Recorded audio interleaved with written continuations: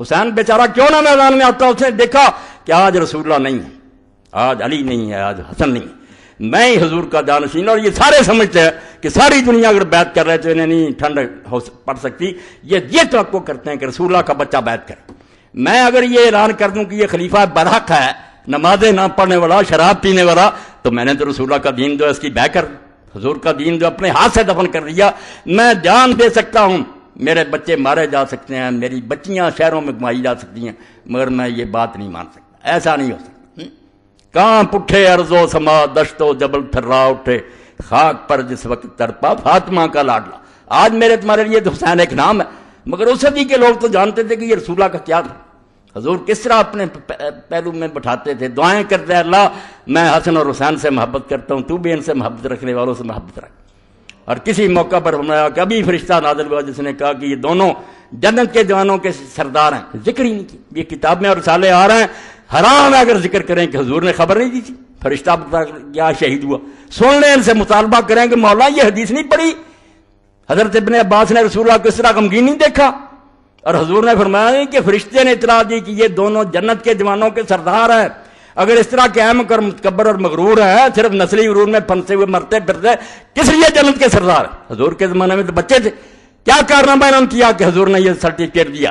اگر ان کے یہ کارنامے غلط ہیں تو کیوں حضور نے کہا جنت کے جوان؟ پھر تو یہی بات ہوگی نانے نے اپنے نواسوں کی تعریف کر دی، معذ اللہ دین تباہ ہو جائے گا. اور یہ بھی کہا کہ ان کی ماں فاطمہ جنت کی عورتوں کی سردار. اور ساتھ ہی یہ کہا، بچے نے سن کر جا کر پھر ایک عالم دین سے پوچھا کہ یہ بھی کبھی پڑھا؟ انہوں نے کہا یہ نہیں پڑھا. اس نے جب کہا نکالو سلسلہ طلب، انہوں نے کہا یار آپ کی وسعت سے یہ حدیث بھی میرے علم آ گئی. میرا نہیں بتایا کہ آپ نے فرمایا یہ دونوں جنت کے سردار ہیں، وابوہ خیر منہما، اور ان کا باپ ان دونوں سے بھی بہتر ہے. اور ایک دن رسول کریم علیہ السلام آئے، رات کا وقت تھا، حضرت فاطمہ رضی کے گھر میں تھے. بچہ جاگا، اس نے پانی مانگا. دوسرے میں بھی جاگ پڑے، حضرت حسن حسین دونوں، دوسرے میں مانگا. حضور پہلے کو دینے لگے تو حضرت فاطمہ رضی نے کہا کہ رسول اللہ آپ کو یہ زیادہ پیارا؟ فرمایا نہیں زیادہ پیارا نہیں، دونوں نے مانگا مگر اس نے پہلے مانگا. اور اس وقت کہا کہ کیا فاطمہ تم اس پر خوش نہیں ہو کہ تمہارا خامد اور تمہارے دونوں بچے وہاں ہوں گے جہاں جنت میں ہوں گا. ایسے لوگوں کے بارے میں زبانیں دراز کی ہیں، رسالے لکھتے ہو، اور ہم اگر جواب دیتے ہیں چلاتے ہیں رسالے دے دوں گا آپ لوگوں کو، اور یہ کتابیں بھی دے دیں، جھوٹی، سر سے پاؤں تک جھوٹی ہیں.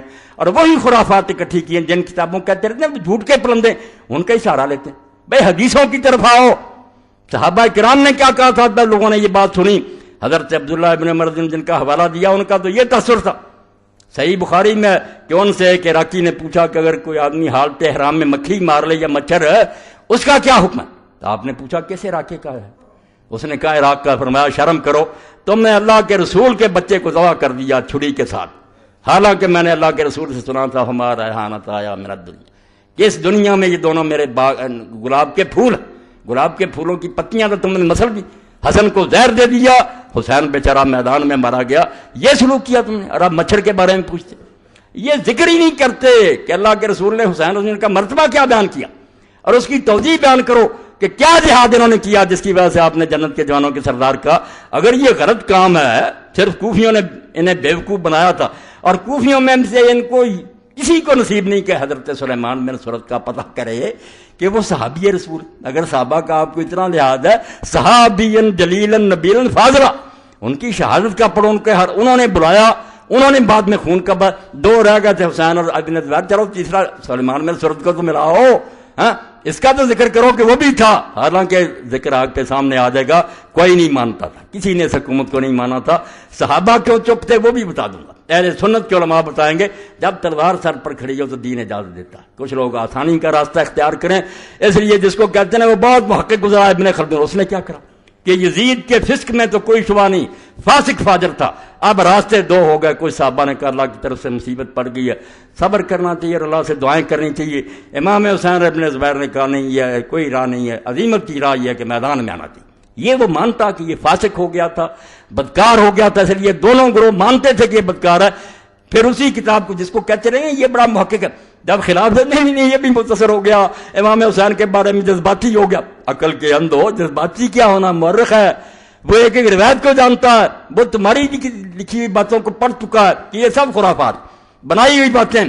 امام حسین رضی اللہ کا ارادہ جو تھا سن لو، نہ انہوں نے پلٹنے کا ارادہ کیا، نہ یزید کے پاس جانے کا ارادہ کیا۔ جو شروع سے اس کے ساتھ تھا عقبہ ابن سمان، کہتا مدینے سے چلا، مکے میں ساتھ تھا، کربلا میں میں ہی آپ کے اونٹ کو بٹھاتا تھا، کھولتا تھا، آخر تک میں ساتھ رہا ہوں۔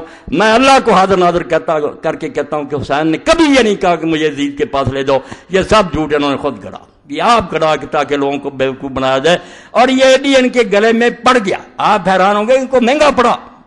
جو ان کا امام ہے نا اس دور میں، محمد الخدری بیک، جس نے یہ ناسبیت پھیلائی اور یہ لکھی چیزیں، تاریخ لکھی اس نے، اب اس نے سوچا کہ اگر یہ مان لیں کہ امام حسین رضی اللہ عنہ مان گئے تھے کہ مجھے یزید کے پاس لے چلو، تو پھر تو یار لے جانا چاہیے تھا، قصہ مک گیا، خوش ہوتے، ابن زیاد جا کے پیش کرتا کہ میں لایا ہوں، بڑا انعام ملتا۔ پھر اس نے کیوں نہیں مانا اور کیوں آپ کو قتل کیا؟ اس کو کھٹ گئی بات۔ اور یہی مولانا عتیق الرحمان اسمبلی، مولانا کہہ رہا مولانا محمد منظور نعمانی صاحب کے بچے، انہوں نے بھی واقعہ کربلا، پریشانی انہیں بھی آئی کہ یار سمجھ میں نہیں آتی کہ جب آپ نے کہہ دیا تھا، ہم بھی کہتے ہیں یہ ٹھیک ہے کہ بات، تو پھر ابن زیاد کیوں نہیں مانا؟ تو پھر یہ اسمبلی نے تو اس طرح جان چھڑائی کہ اللہ کی طرف سے تقدیر ہی ایسی، تقدیر کہنا تھی اور کوئی بات نہیں، ورنہ قصہ ختم ہو گیا۔ اور یہ جو تھا خضری، اس نے کہا نہیں تقدیر سے بات نہیں بنے گی، پھر تو عبید اللہ بن زیاد بڑا مجرم ثابت ہو کہ جس نے خام خواہ امام حسین کو قتل کیا جب وہ بیعت کے لیے تیار تھا۔